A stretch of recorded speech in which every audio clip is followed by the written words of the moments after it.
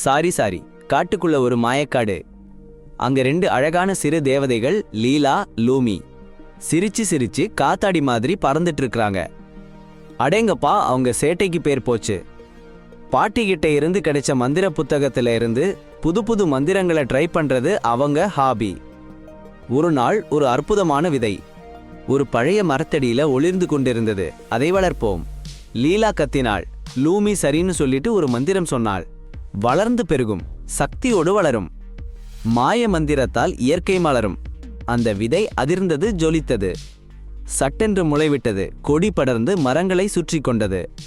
கண்கள் இமைக்கும் பூக்கள் பூத்தன, இலைகள் ரகசியங்கள் சொன்னது. வேர்கள் பாம்பு மாதிரி மண்ணுக்குள்ள ஊர்ந்து சென்றது. அடேங்கப்பா, அழகுன்னு நினைச்சாங்க.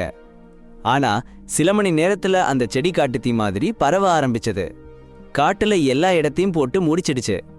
தேவதை வீடுகளையும் சுற்றிக்கிட்டது. அடப்போங்கடா, மந்திரம் ரொம்ப பலமா இருக்கு, இது மாய சக்தியை சாப்பிட்டு வளருது. லூமி அழுதாள்.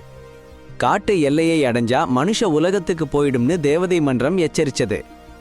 அங்க மந்திரம் வரக்கூடாது. சரி, இப்படி என்ன பண்றதுன்னு தெரியாம பாட்டி திஸ்டில் கிட்ட உதவி கேட்க போனாங்க.